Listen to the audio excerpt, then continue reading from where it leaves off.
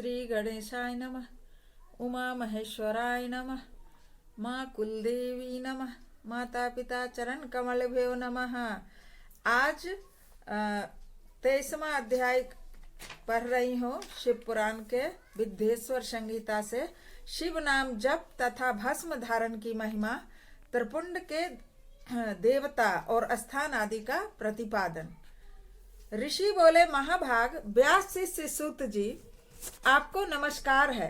अब आप उस परम उत्तम भस्म महात्म का ही वर्णन कीजिए। भस्म महात्म, रुद्राक्ष महात्म तथा उत्तम नाम महात्म, इन तीनों का परम प्रसन्नता पूर्वक प्रतिपादन कीजिए और हमारे हृदय को आनंद दीजिए। सूत जी ने कहा, महर्षियों, आपने बहुत उत्तम बात पूछी। यह समस्त लोगों के लिए हितकारक विषय है। जो लोग भगवान शिव की उपासना करते हैं वे धन्य हैं, कृतार्थ हैं, उनका देह धारण सफल है तथा उनके समस्त कुल का उद्धार हो गया। जिनके मुख में भगवान शिव का नाम है, जो अपने मुख से सदाशिव और शिव इत्यादि नामों का उच्चारण करते रहते हैं, पाप उनका उसी तरह से स्पर्श नहीं करते जैसे खादिर वृक्ष के अंगार को छूने का साहस कोई भी प्राणी नहीं कर सकते। हे श्री शिव, आपको नमस्कार है। श्री शिवाय नमस्तुभ्यम। ऐसी बात जब मुंह से निकलती है तब वह मुख समस्त पापों का विनाश करने वाला पावन तीर्थ बन जाता है। जो मनुष्य प्रसन्नता पूर्वक उस मुख का दर्शन करता है उसे निश्चय ही तीर्थ सेवन जनित फल अवश्य प्राप्त होता है। देखिए 97 पेज नंबर पे, 97 पेज नंबर पे विद्येश्वर संहिता में श्री शिवाय नमस्तुभ्यम लिखा हुआ है। और ये भी लिखा गया है कि ऐसी बात जिसके मुंह से निकलती है उसी समय उसके समस्त पाप विनाश हो जाता है। और जो मनुष्य प्रसन्नता पूर्वक ऐसे व्यक्ति के मुख का दर्शन कर लेता है वह निश्चय ही तीर्थ सेवन जनित फल प्राप्त होता है। ब्राह्मणों, शिव का नाम, विभूति अर्थात भस्म और रुद्राक्ष, ये तीनों त्रिवेणी के समान परम पुण्य में माने गए हैं। जहाँ ये तीनों शुभतर वस्तुएं सर्वदा रहती हैं, उसके दर्शन मात्र से मनुष्य त्रिवेणी स्नान का फल पा लेता है। भगवान शिव का नाम गंगा है, विभूति यमुना मानी गई है तथा रुद्राक्ष को सरस्वती कहा गया है। इन तीनों की संयुक्त त्रिवेणी समस्त पापों का नाश करने वाली है। श्रेष्ठ ब्राह्मणों, इन तीनों की महिमा को सद्विलक्षण भगवान महेश्वर के बिना दूसरा कौन भली भांति जानता है। इस ब्रह्मांड में जो कुछ है वह सब तो केवल महेश्वर ही जानते हैं। विप्रगण, मैं अपनी श्रद्धा भक्ति के अनुसार संक्षेप में भगवत नामों की महिमा का वर्णन करता हूँ। यह नाम महात्मा समस्त पापों को हर लेने वाला सर्वोत्तम साधन है। शिव इस नाम रूपी दावानल से महान पातक रूपी पर्वत अनायास ही भस्म हो जाता है। यह सत्य है, सत्य है, इसमें संशय नहीं है। शौनक, पाप मूलक जो नाना प्रकार के दुख हैं वे एकमात्र शिव नाम से ही नष्ट होने वाले हैं। दूसरे साधनों से संपूर्ण यत्न करने पर भी पूर्णतया नष्ट नहीं होते। जो मनुष्य इस भूतल पर सदा भगवान शिव के नामों की जप में लगा हुआ है वह वेदों का ज्ञाता है, वह पुण्यात्मा है, वह धन्यवाद का पात्र है तथा वह विद्वान माना गया है। मुने, जिनका शिव नाम जप में विश्वास है उनके द्वारा आचरित नाना प्रकार के धर्म तत्काल फल देने के लिए उत्सुक हो जाते हैं। महर्षि, भगवान शिव के नाम से जितने पाप नष्ट होते हैं उतने पाप मनुष्य इस भूतल पर कर भी नहीं सकते। जो शिव नाम रूपी नौका पर आरूढ़ हो संसार रूपी समुद्र को पार करते हैं, उनके जन्म मरण रूप संसार के मूलभूत हुए सारे पाप निश्चय ही नष्ट हो जाते हैं। महामुने, संसार के मूलभूत पातक रूपी पादपों का शिव नाम रूपी कुठार से निश्चय ही नाश हो जाता है। जो पाप रूपी दावानल से पीड़ित हैं उन्हें शिव नाम रूपी अमृत का पान करना चाहिए। पापों के दावानल से दग्ध होने वाले लोगों को उस शिव नामामृत के बिना शांति नहीं मिल सकती। जो शिव नाम रूपी सुधा की वृष्टि जनित धारा में गोते लगा रहे हैं वे संसार रूपी दावानल के बीच में खड़े होने पर भी कदापि शोक के भागी नहीं होते।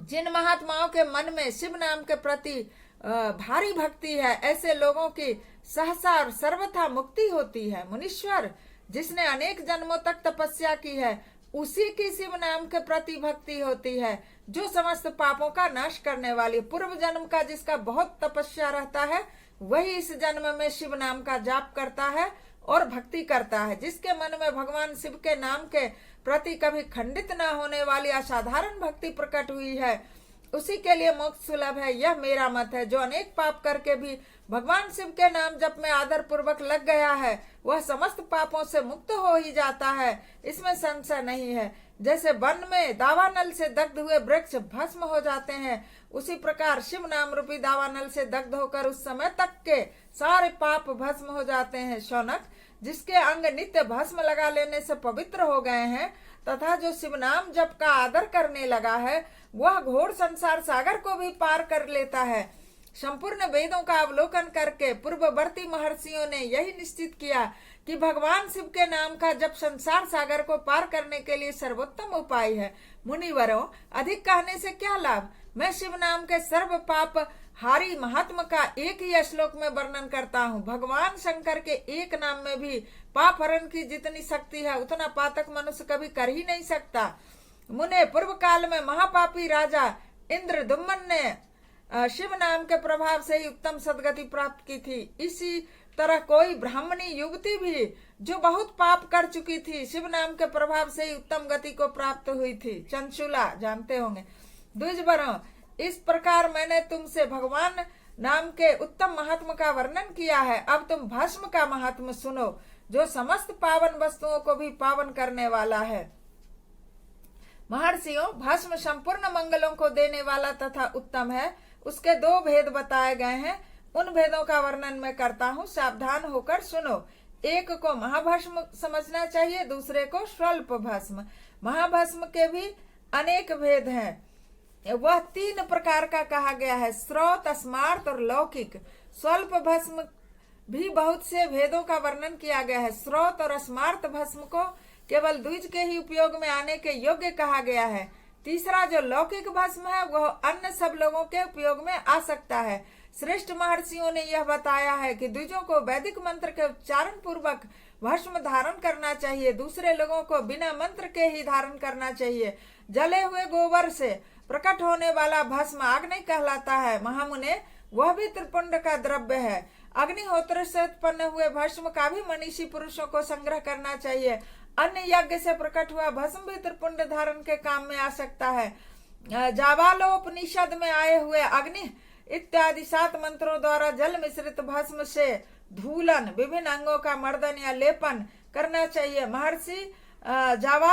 महर्षि जावाली ने सभी वर्णों और आश्रमों के लिए मंत्र से या बिना मंत्र के भी आदर पूर्वक भस्म से त्रिपुंड लगाने की आवश्यकता बताई है। समस्त अंगों में सजल भस्म को मलना अथवा विभिन्न अंगों में तिरछा त्रिपुंड लगाना, इन कार्यों को मोक्षार्थी पुरुष प्रमाद से भी न छोड़ें, ऐसा श्रुति का आदेश है। भगवान शिव और विष्णु ने भी त्रिपुंड धारण किया है।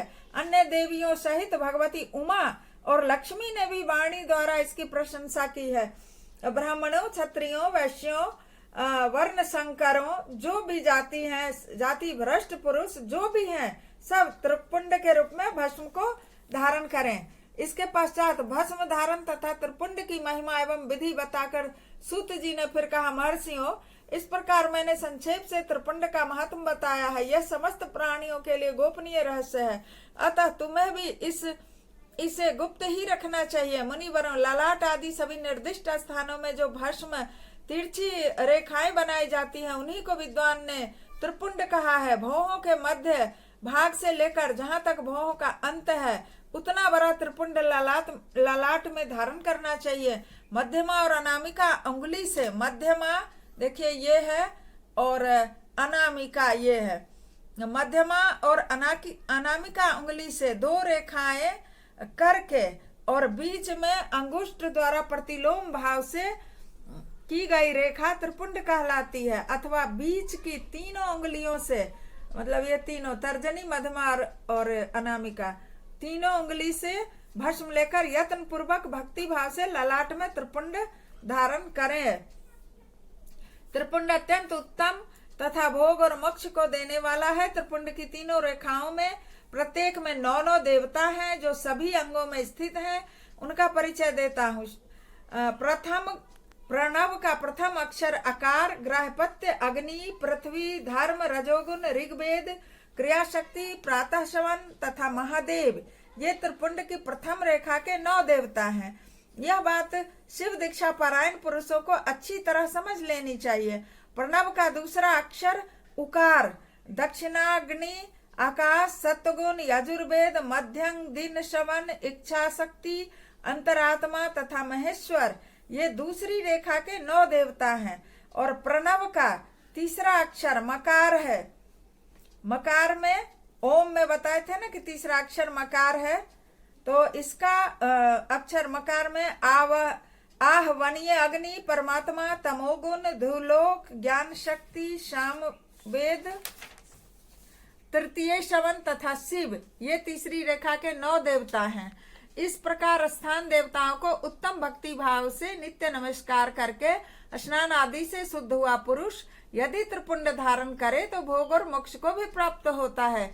मुनीश्वर, ये संपूर्ण अंगों में स्थान देवता बताए गए हैं। अब उनके संबंधी स्थान बताता हूँ। 32, 16, 8 अथवा 5 स्थानों में त्रिपुंड का न्यास करें। मस्तक, ललाट, दोनों कान, दोनों नेत्र, दोनों नासिका, मुख, कंठ, दोनों हाथों, दोनों कोहनी, दोनों कलाई, हृदय, दोनों पार्श्व भाग, नाभि, दोनों अंडकोश, दोनों उड़ू, दोनों गुल्फ, दोनों घुटने, दोनों पिंडली और दोनों पैर, ये 32 उत्तम स्थान है। इनमें क्रमशः अग्नि, जल, पृथ्वी, वायु, 10 दिक प्रदेश, 10 दिक्पाल, 8 वसुओं का निवास है। धर, ध्रुव, सोम, आप, अनिल, अनल, प्रत्यूष और प्रभास, ये 8 वसु कहे गए हैं। इन सब का नाम मात्र लेकर इनके स्थानों में विद्वान पुरुष त्रिपुंड धारण करें अथवा एकाग्रचित हो 16 स्थान में ही त्रिपुंड धारण करें।